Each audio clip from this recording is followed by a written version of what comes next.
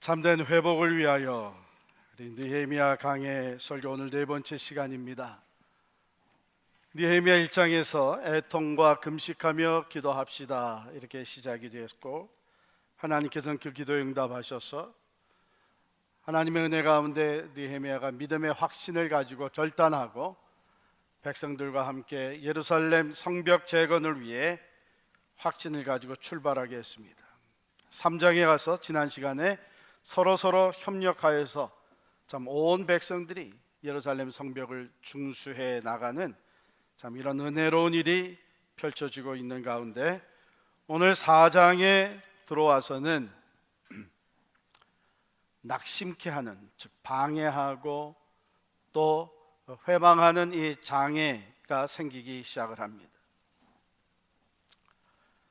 오늘 말씀은 낙심하지 맙시다 하는 제목으로 말씀을 드리겠습니다. 제2차 세계대전 때 독일이 사용했던 그 악명 높은 아우슈비츠 강제 수용소에 유대인들이 참으로 고통스럽게 수용소에서의 삶을 살아갔습니다. 그러나 그들은 포기하지 아니하고 희망 가운데 하루하루 살아가고 있었는데, 하루에 물을 한 잔을 줬다는 거예요. One glass of water. 그러면 그거 가지고 절반은 마시고 절반을 가지고 세수하고, 깨진 유리 조각을 찾아가지고 그것을 갈아서 그것으로 면도하고. 그런데 특이한 일이 벌어졌는데, 1944년 겨울이 지나가면서, 크리스마스가 지나가면서 그 해 겨울 44년 말에서 45년 초 겨울까지 전례 없이 많은 사람들이 수용소에서 죽어나간 거예요.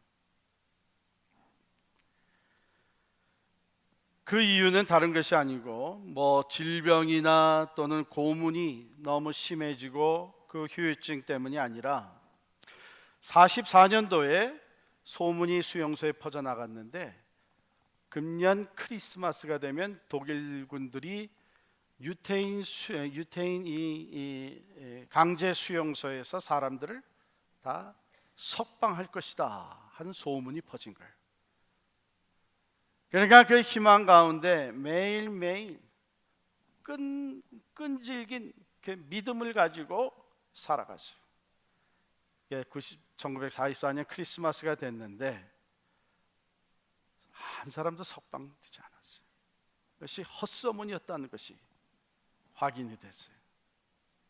그 이후에 너무나 많은 사람들이 죽어갔습니다. 즉, 낙심하게 되니까 삶의 용기를 잃어버리게 되고 의지를 상실하게 됩니다. 크리스마스가 지나고 그 다음 해 45년 4월까지 2차 세계대전 중에 가장 많은 유대인들이 죽어나간 거예요. 참 얼마나 기가 막힙니까? 그 이후 5월 8일에 독일이 항복을 하고 모든 수용소에 있던 유대인들이 해방되는 일이 있었어요. 조금만 더 낙심하지 아니하고 믿음으로 인내하였다면, 소망 가운데 인내하였다면 생명을 유지할 수뿐만 아니라 해방될 수 있었습니다. 여러분, 이 낙심이라고 하는 것은 참으로 무서운 병입니다. 세상의 다른 육체의 질병, 암이나 이런 모든 육체 질병보다도 더 무서운 것이 낙심인데, 이 낙심은 육체의 병을 가져올 뿐만 아니라 마음의 병을 일으키게 되고, 삶의 의욕을 상실할 뿐만 아니라 영적인, 즉 하나님과의 관계에 심각한 문제를 가져오게 됩니다.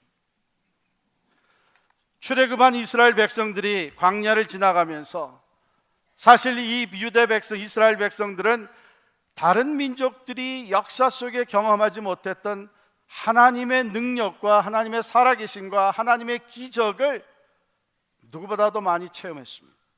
10가지 재앙을 통해서 출애굽이 이루어졌습니다. 홍해를 육지를 걷듯이 건너가게 됐습니다. 하나님이 갈라주셨어요. 하늘에서 만나가 떨어집니다. 반석에서 생수가 터집니다. 그 광야를 지나서 이제 약속의 땅 가나안을 바라보면서 모세가 12명의 정탐꾼을 들여보냅니다. 40일 동안 그 땅을 다 정탐하고 돌아와서 10명의 정탐꾼이 보고를 할 때에 과연 그 땅은 젖과 꿀이 흐르는 땅입니다. 그것은 하나님이 약속하신 참 풍요로운 땅입니다. 그러나 우리는 그 땅에 들어갈 수 없습니다. 왜냐하면 그 땅에 사는 아낙 자손들은 거인이, 우리는 그 사람들에게 비하면 메뚜기나 다름이 없습니다. 정탐을 하고 나서 낙심돼 가지고 돌아와서 낙심된 보고를 하니까 온 백성들이 다 낙심하고 말았어요. 하나님을 원망하기 시작을 합니다. 우리가 그냥 애굽에서 죽었다면 차라리 낫을 것이다. 아니, 광야에서 죽었다면 차라리 낫을 것이다. 이제 우리가 가나안 땅에 들어 저들의 칼에 죽게 되었구나. 여러분, 이것은 심각한 문제를 도래했습니다. 하나님이 이들을 향해서 진노하시게 됐습니다.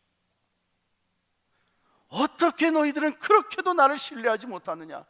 이게 무슨 말이냐 하면 낙심이 들어오면서 하나님과 관계에 심각한 문제, 영적인 문제까지도 생기게 된 거예요. 결국은 출애굽을 한 백성들, 출애굽의 1세들은 다 광야에서 죽고 말았습니다. 40일 정탐한 그 기간에 그가 하루를 1년으로 계산해서 40년 동안을 광야에서 방황하다가 거기서 다 죽고 말았어요. 그러나 여호수아와 갈렙, 물론 그 아낙 자손들은 우리에 비하면 거인입니다. 하지만 하나님이 우리와 함께 하시면 저들은 우리의 밥입니다. 담대하게 믿음으로 보고를 하면서 백성들이 낙심하지 아니하도록 하나님의 안목으로 그 땅을 바라봤던 믿음의 사람 여호수아와 갈렙, 그 두 사람은 광야에서 태어난 2세들을 데리고 가나안 땅에 들어가게 되었습니다.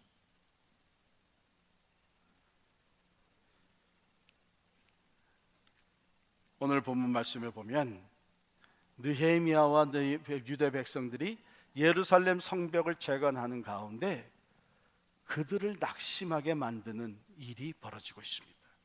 낙심, 문자 그대로 가면 마음이 추락하는 거예요. 잘 살다가, 잘 견뎌내다가, 희망을 가지고 앞을 향해 전진하다가, 일을 잘 감당하다가 이런저런 이유로 마음이 추락한 거예요. 잃어버리게 되는 거예요. 의욕을 상실하게 되는 거예요. 의지가 꺾이고 마는 거예요. 주저앉고 마는 거예요. 이렇게 만들려고 하는 일들이 느헤미야 함께 예루살렘 성벽을 재건하는 사람들에게 부딪혀 왔습니다. 우리 본문으로 돌아가서 1절 보겠습니다. 산발랏이 우리가 성을 건축한 다음을 듣고 크게 분노하여 유다 사람들을 비웃으며 자기 형제들과 사마리아 군대 앞에서 일러 말하되 이 미약한 유다 사람들이 하는 일이 무엇인가? 스스로 경고하게 하려는가? 제사를 드리려는가? 하루의 일을 마치려는가? 불탄 돌을 흙무더기에서 다시 일으키려는가? 하고 암몬 사람 도비아는 곁에 있다가 이르되 그들이 건축하는 돌 성벽은 여우가 올라가도 곧 무너지리라. 이게 뭐 하는 거예요? 비웃는 거예요. 조롱하는 거예요. 먼저는 그들의 존재 자체를 비웃고 있습니다. 이 미약한 유대 사람들,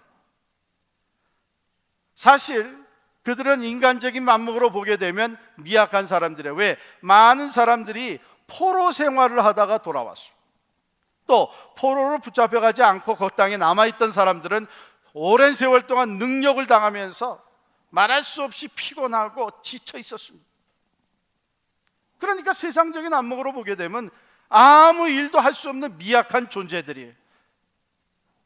산발랏은 유대 땅 바로 북쪽에 있는 사마리아의 총독입니다. 이 사람이 온 사마리아 군대들 사람들 앞에서 비웃고 조롱을 합니다. 이 볼 것 없는 미약한 유대 사람들이 하는 짓을 좀 봐라. 그 다음에는 그들이 하는 일을 비난하고 조롱합니다. 자기 스스로를 방어할 수 있다고 생각한 어처구니 없는 사람들, 제사를 드리려는가, 기도한다고 그게 일이 되느냐, 하루의 일을 마치려는가, 저거 봐라, 마치 하루에 다 마칠 것처럼 열심히 일하는데 이게 얼마나 오래 하더라도 오래 걸리는 일이냐, 불탄 돌을 흙무더기에서 다시 일으키려 하는가, 흙더미에서 그 불타버린 흙더미에서 돌을 세워봐야 그것이 무슨 효과가 있겠느냐. 또 암몬 사람 도비아가 겉에서 거듭니다. 이 암몬 사람 도비아는 이 유대 땅의 동쪽에 암몬 사람들이 살던 곳의 총독입니다. 성을 다 진다고 해도 그 성은 말할 수 없이 약한 성벽이 될 텐데 여우가 한 마리 올라가도 무너지고 말 거란 말이에요. 자, 이 소리를 지금 열심히 일하고 있는 백성들에게 비웃으면서 조롱하면서 그들을 낙심하게 만듭니다. 그럼에도 불구하고 유대 백성들이 꾸준히 이 공사를 계속해 나갑니다. 그러니까 이제는 위협을 한, threatening을 한 거예요. 7절에 보면은 산발락과 도비아와 아라비아 사람들과 암몬 사람들과 아스도 사람들이, 이제 보세요, 여기 산발락 동쪽에 도비아, 이제 다른 사람들, 아라비아 사람들이라는 것은 남동쪽에 있는 사람들을 얘기하고, 그 다음에 여기 이 아스돗이라고 하는 것은 이제 블레셋 땅의 한 지역인데, 그러니까는 동쪽에 있는 땅을 얘기를 합니다. 그러니까 사방으로 둘러싼 이 대적들이 한결같이 하는 얘기가 뭐냐면은, 우리가 연합해가지고 예루살렘에 들어가서 이 공사를 방해하고 저들을 쳐 죽이자. 너희가 공사 계속하게 되면 우리가 쳐들어가서 너희를 죽이고 이 공사를 다 망가뜨리고 말 것이다. 11절 말씀, 우리의 원수들은 이르기를 그들이 알지 못하고 보지 못하는 사이에 우리가 그들 가운데 달려들어가서 살육하여 역사를 그치게 하리라. 저들 유대 사람들이 모르게 우리가 비밀스럽게 쳐들어가서 저들을 죽이고 이 공사를 중단시키자. 실제적으로 예루살렘 성 밖에서 그들과 경계선에 있던 유대 사람들이 10번이나 우리에게로 와야 하리라 하고 얘기를 합니다. 즉, 이 공사를 빨리 중단하고 이제는 이 대적들을 두려워서 피해야 된다. 그런데 이제 더 실망하게 되고 낙심케 되는 것은 내부적인 이야기가 들려옵니다. 10절에 보니까 유다 사람들은 이르기를, 지금 공사를 하고 있는 사람들이에요. 유다 사람들이 이르기를 흙 무더기가 아직도 많거늘 짐을 나르는 자의 힘이 다 빠졌으니 우리가 성을 건축하지 못하리라. 할 일은 많은데 일꾼들은 다 벌써 지쳐 있고 우리가 시작은 했지만 이거는 될 일이 아니다. 낙심케 하는 일들이 지금 벌어지고 있어요. 여러분과 저의 삶에도 우리를 낙심하게 만드는 일들이 있습니다. 하나님의 말씀에 순종하며 살아가려고 하는데 주변의 사람들이, 믿지 않는 사람들이 조롱합니다. 너 왜 이렇게 어리석게 사냐? 좀 더 현실적으로 하나님이 계시긴 뭐가 계시다 그래요. 하나님이 계시면 지금 네 모양 네 꼴이 그렇게 그게 맞는 얘기냐? 우리의 마음을 흔들어 놓습니다. 내가 하나님의 일에 참여하면서 믿음으로 결단하고 내가 정말 주의 종으로서 하나님의 교회에 지체된 사람으로서 충성되게 섬겨야 되겠다 하고서 나섰는데 옆에서 조롱한, 비웃는 거예요. 너 혼자 잘 믿는 척 하지 마라. 너 혼자 의로운 척 하지 마라. 비웃어요. 낙심하게 만들어. 아니, 우리가 무슨 일이, 무슨 힘이 있다고 그런 일을 할 수 있겠느냐? 하나님의 일을 위해서 헌신하고 나가는 사람들을 흔들어 놓고 낙심케 하는 일들이 없지 않아 있습니다. 때로는 거짓 소문을 퍼뜨리면서 괜히 하나님의 일을 하다가 내가 오해받고 비난받고 그저 잠잠히 있었으면 이런 얘기도 안 들을 텐데 시기와 질투의 대상이 되어버리고 그래서 낙심하게 만든 일들이 얼마든지 있습니다. 우리의 생활 속에 교회에서도 그런 일들이 벌어요. 그러나 오늘 우리 하나님의 말씀을 통해서 우리가 하나님을 위해서 살고 하나님의 일을 감당하려고 할 때에 우리를 낙심케 하는 일들이 부딪혀 옵니다. 이걸 어떻게 대처해 나갈 것인가? 먼저 여러분 기억해야 될 것은 우리가 하나님을 위해 살고 경건하게 살고 하나님의 일을 위해서 순종하며 충성하려고 할 때에는 반드시 낙심케 하는 일이 생깁니다. 오히려 그런 일이 생기지 않게 되면 우리가 한번 짚어볼 필요가 있어요. 이게 정말 하나님이 기뻐하시는 일인가? 이게 정말 하나님이 우리에게 맡겨주신 일인가? 왜냐하면 하나님이 기뻐하시고 하나님이 이루어 가시는 일, 하나님의 역사에 참여할 때에는 이것은 하나의 선전포고와 같은 거예요. 사탄 마귀가 반드시 방해를 합니다. 그 일에 참여하지 못하도록, 그 일을 중단하도록 느헤미야와 이스라엘 백성들이 성벽을 재건하려고 할 때에 이 어둠의 권세들, 주변의 대적들이 조롱하고 비난하고 위협하고 와서 죽이겠다고 협박하는 이 모든 일이 일어났던 것처럼 우리가 하나님의 일을 할 때는 어둠의 권세가 반드시 대적하게 되어 있습니다. 그러니까 우리 주변에서 일어나는 낙심케 하는 일들을 이상하게 생각할 것이 아니에요. 그걸 당연하게 생각을 하고 내가 하나님의 일을 하려고 했더니 이 마귀 새끼가 지금 나의 마음을 흔들어 놓는 거구나.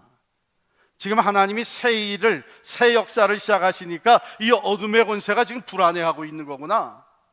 당연하게 받아들여요. 그러면 그걸 어떻게 대처해 나갈 것이냐?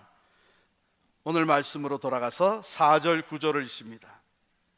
이 비난하는 소리, 조롱하는 소리를 들을 때에 느헤미야와 이스라엘 백성들은 이렇게 했어요. 4절에 우리 하나님이여 들으시옵소서.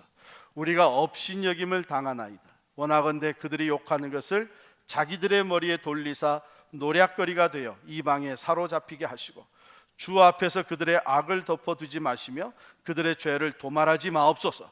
그들이 건축하는 자 앞에서 주를 노하시게 하였음이니이다. 여기 두 가지 아주 중요한, 첫 번째로 대적이 방해하고 비난하고 조롱할 때에 그것을 가지고 먼저 하나님께로 나가라는 거예요. 하나님께로. 그 반대는 어떤 일이 있으냐면 그것을 가지고 그것 때문에 낙심하든지 아니면 우리가 인간적으로 대처해 나갈 수 있어요. 아니다, 우리도 얼마든지 힘이 있다, 우리도 얼마든지 사람을 모으면 된다. 너희들은 그렇게 얘기하지만 그게 아니다, 우리는 얼마든지 든든히 질 수 있다. 너희가 어떻게 해서 우리를 조롱하느냐, 이렇게 하면서 직접 대처해 나갈 수 있는데, 직접 대처해 나가면 그것은 사탄의 계략에 빠지는 거예요. 지금 사탄이 왜, 이 대적들이 왜 비난하고 조롱하며 위협하기 시작을 합니까? 공사에서부터 그 마음을 떼놓으려고 하는 거예요. 하나님의 일을 하는 데서부터 그들의 마음을 돌려놓으려고 하는 거예요. 그러니까 그것을 우리 인간적인 방법으로 대처해 나가면 이제는 시간이 그쪽으로 뺏기게 됩니다. 우리의 에너지가 그쪽으로 허비하게 됩니다. 교회 생활을 하다가 하나님의 일을 하다가 그렇게 돼버리는 사람들이 얼마나 많은지 몰라요.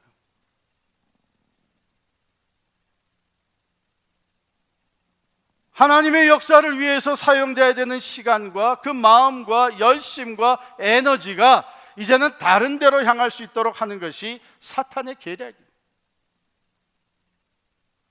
그렇기 때문에 우리는 그런 것을 우리가 직접 오해도 풀고 설득도 시키고 그것을 우리의 그 힘으로 우리의 말로 그것을 막고 그러려고 하지 말고 그것을 하나님께 가지고 나가는 거예요.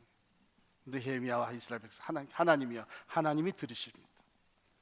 저들의 하는 말, 저들의 비웃는 말을 하나님이 알고 계십니다. 하나님께서 갚아주실 줄을 믿습니다. 하나님이 저들의 죄로 말미암아 저 자신들이 멸망하게 할 줄을 믿습니다. 하나님께 맡기는 거예요. 두 번째 여기 담겨진 거 보면 우리 5절에 이렇게 됐습니다. 그들이 건축하는 자 앞에서 누구를 노하시게 해요? 주를 노하시게 하였음이니이다. 이것은 하나님을 믿는 사람, 하나님의 일을 하는 사람들의 밑바닥에 깔려 있어야 하는 믿음입니다. 대적이 조롱할 때에, 원수가 방해할 때에, 시험하고 공격해 올 때에 이것을 나를 공격한다, 우리를 공격한다, 우리 교회를 시험에 빠지게 한다, 이렇게 받아들일 게 아니라 이건 하나님을 조롱하는 일이다. 이건 하나님을 도전하는 일입니다. 이건 하나님을 노하게 하는 일입니다. 왜요? 하나님의 사람들, 하나님의 일, 하나님의 역사를 할 때에는 그것을 하나님이 그렇게 받으시는 거예요. 마치 내 자녀를 아프게 하고 내 자녀를 어렵게 만드는 일을 보게 되면 부모의 마음, 이건 나에 대한 도전이네, 이건 나에게 하는 공격이네, 이렇게 받아들인 거나 마찬가지. 그러므로 믿음을 가지고 하나님 앞에 나아가면서 이 모든 상황을 하나님이 아십니다.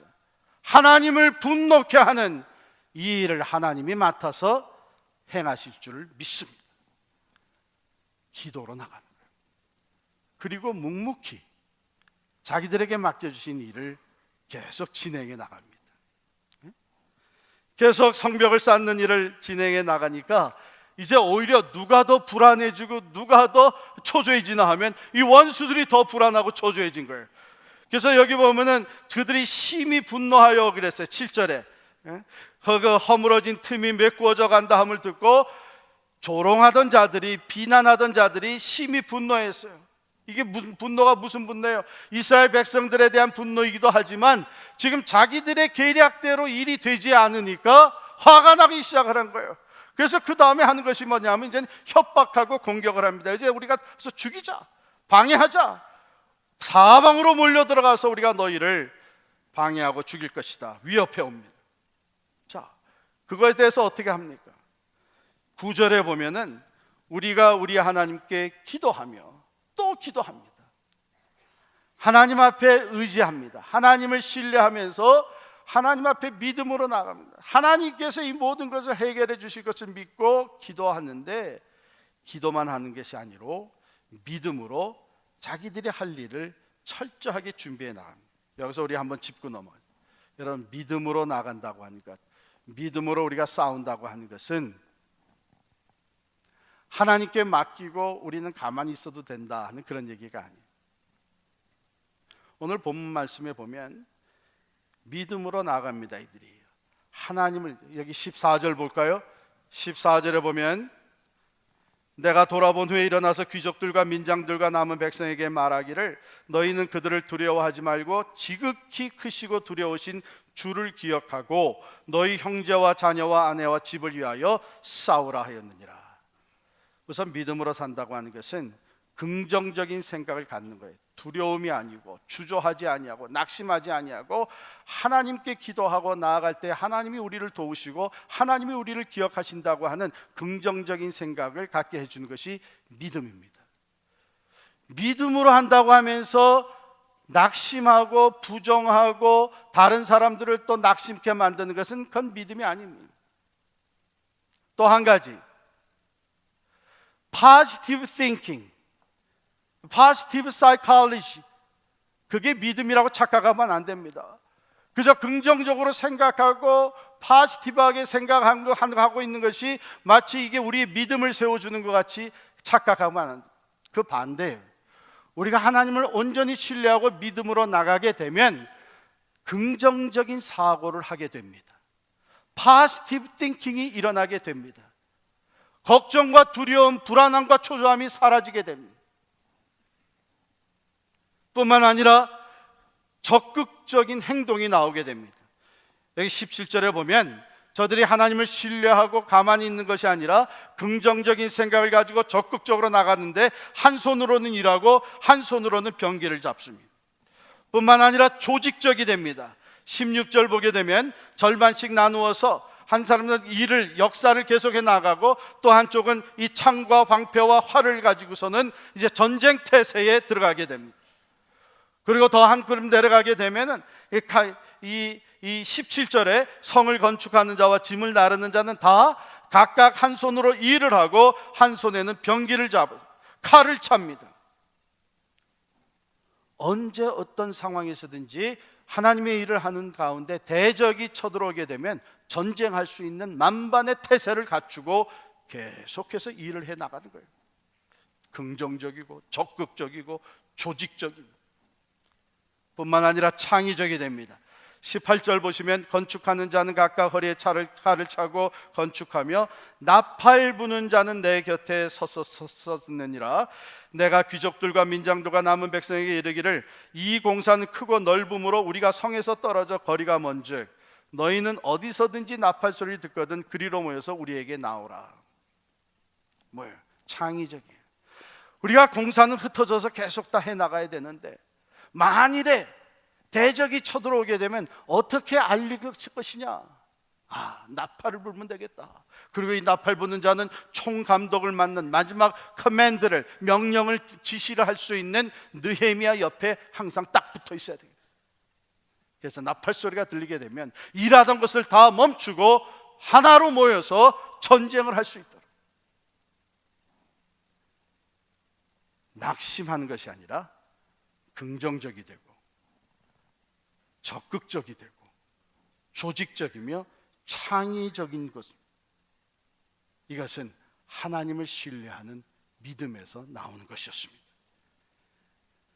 14절 말씀 하반절을 다시 봅니다. 너희는 저희를 두려워하지 말고 지극히 크시고 두려우신 주를 기억하고 너희 형제와 자녀와 아내와 집을 위하여 싸우라 하였느니라.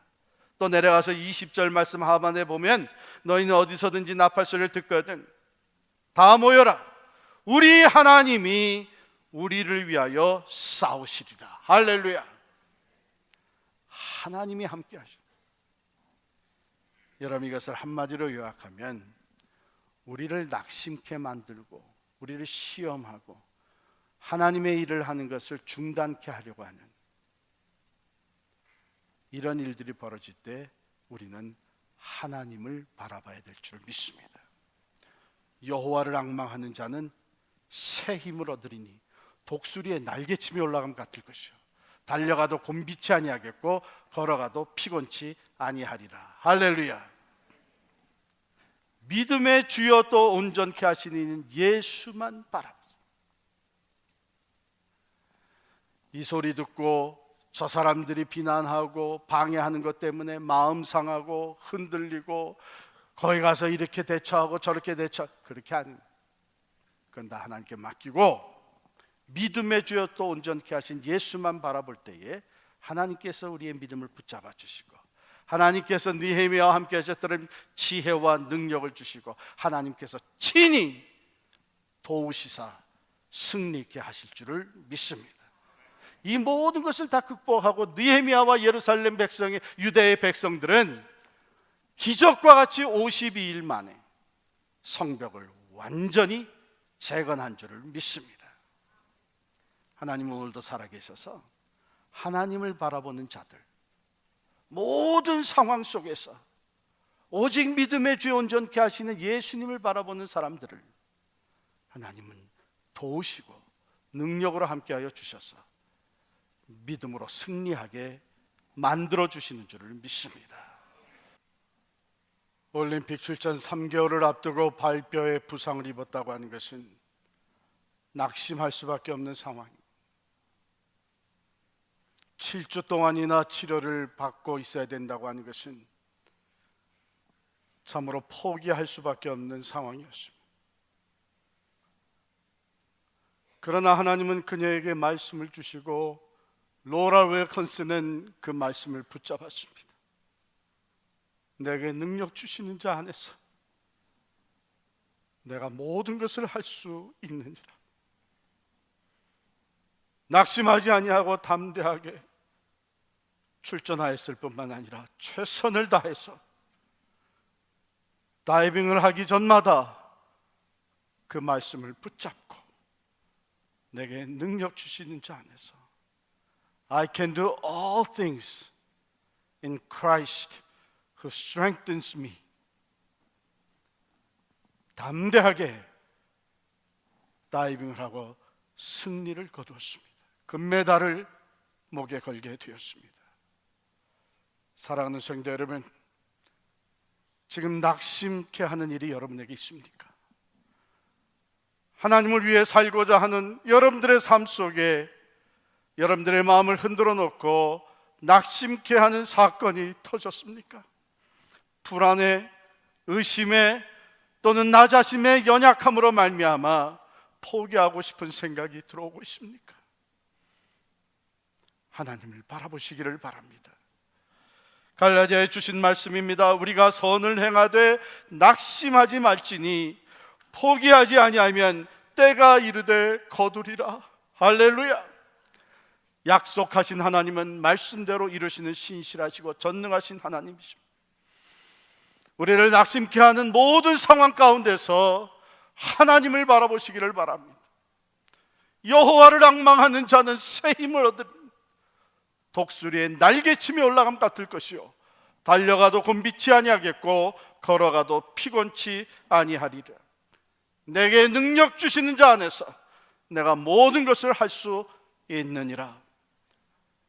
느헤미야와 함께 하셨던 하나님, 로라 윌킨슨과 함께 하셨던 하나님, 낙심하게 만드는 모든 상황에서 하나님을 바라보는 자 우리들과 오늘 함께 하십니다.